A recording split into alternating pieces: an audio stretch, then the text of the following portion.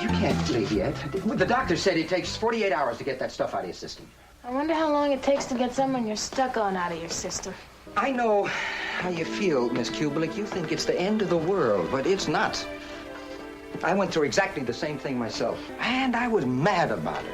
But I knew it was hopeless, and I decided to end it all. You know where I finally shot myself? Where? Here. In the knee? It was a year before I could bend the knee. But I got over the girl in 3 weeks. Still lives in Cincinnati. Has 4 kids and gained 20 pounds. Sends me a fruitcake every Christmas. That's cute. That's from Jack Lemmon and Shirley MacLaine in The Apartment, the movie The Apartment. And think about that. When you go through a rejection like that, it feels like the end of the world, and many times you feel like doing yourself in, or many people. That's the only time I went to a psychiatrist was when a boyfriend broke up with me, or I can't even remember. I might have broken up with him, but I think he broke up with me. And I walked into a psychiatrist's office at Brown University, and he looked at me, and at the time all they did was give you a pill to pop. He gave me 2 Valium, sent me home, told me to get a good night's sleep, and it actually worked for me. I felt better the next day and never went back to him. But the goal is, if you are feeling rejected, know that with time, your mind is able to put the pieces together and to see them more clearly. Immediately, you feel the wound of the rejection, but then you're able to assess it over time. That's why 3 weeks later, he doesn't want to commit suicide anymore. I'm Dr. Ellen Kenner. You're listening to The Rational Basis of Happiness, and my number's toll-free, 1-877-Dr. That's toll-free, 1-877-DRKENNER. And we've got a lot on the agenda. What do you do if your son comes up to you and he says, "Ma, I am going to drop kick his stepfather, Dad, and I'm going to punch him in the face, and I don't care at all whether he goes to jail or not." And this is not a 3-year-old talking. A 3-year-old, how's he going to drop kick, a big man? This is a young adult. This is a 19-year-old, a kid who would go to jail if he did such a thing, or would be risk doing that. And one mother's totally at which. She says, "What do I do?" She's writing, I have no idea how to handle my son. Now, is her son totally irrational and off the wall, or is he possibly right on the money? I'll talk about her situation coming up. And imagine you're going out to dinner with your husband, and a buddy comes along with you. However, when you're going to get in the car, the buddy plants himself in the front seat where you typically sit, and your husband doesn't say a word. He doesn't ask your permission. The friend doesn't say anything, and you get in the back seat and you're steaming mad. And this is not just one incident. This is the tip of an iceberg. How do you get rid of your anger towards this friend? And then maybe you'll discover that it's not towards the friend that you're angry. You're actually angry at your husband. One slighted woman asked me that question, and I will help her out later in this show. And we also have Dr. Ed Locke, who will be talking about, what do you do when you feel stressed? What causes your stress? Is it your kids? Maybe your parents? Maybe you hate your boss or an employee? Maybe it's your own poor health that's causing you a lot of stress. Or you're afraid to go out in the dating world. Later in the show, I will be talking with Dr. Ed Locke, who is an expert on stress and coping, and we'll discuss some common factors that contribute to stress so that it'll help you deal with your own stress a little better. And think about your own childhood with your own parents. Was it just like the best case scenario, mom and dad were loving and caring, or were they neglectful, or were they alcoholics?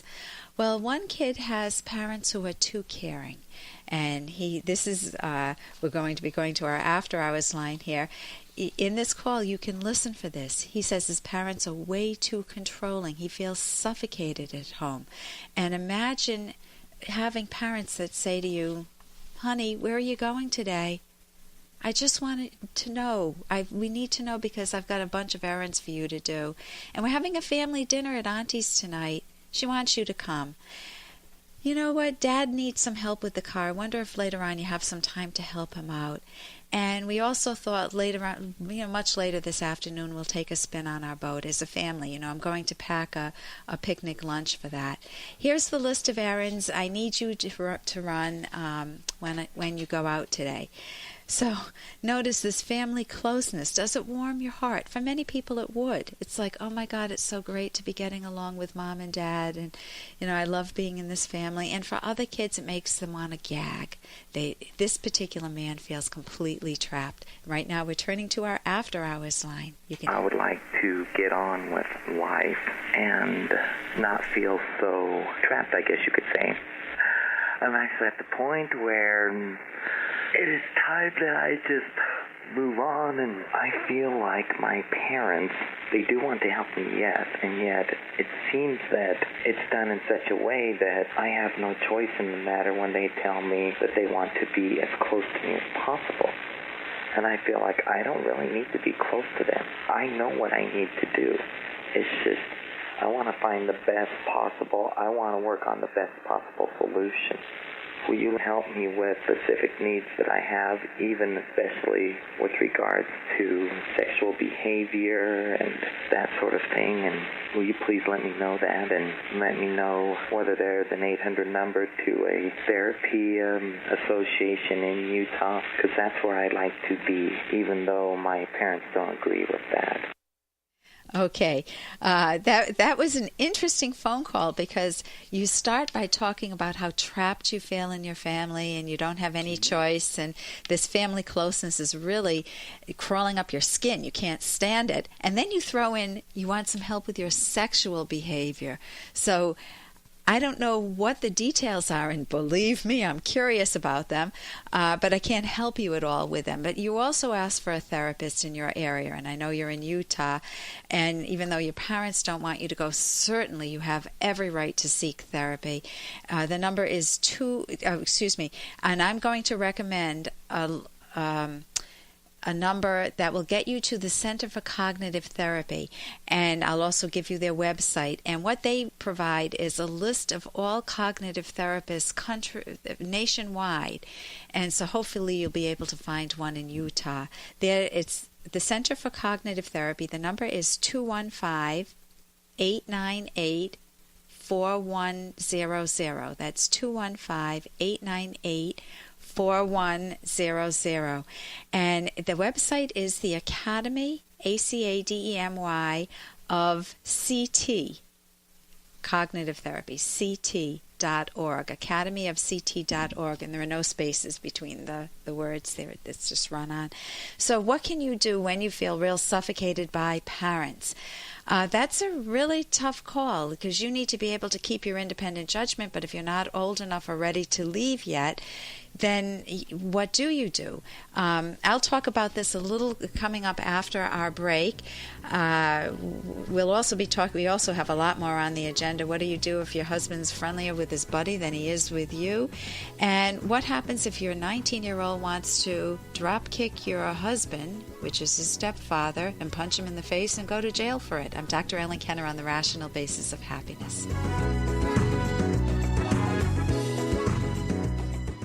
Here's an excerpt from The Selfish Path to Romance, the Serious Romance Guidebook by clinical psychologist Dr. Ellen Kenner and Dr. Edwin Locke. Imagine being 80 years old, looking at old photo albums with your kids or grandkids. What adventures, achievements, and experiences would you like to share with them? But you're not 80, and you still have time to create those experiences. What obstacles do you have to overcome? Set personal goals for yourself and rank them according to what you value most.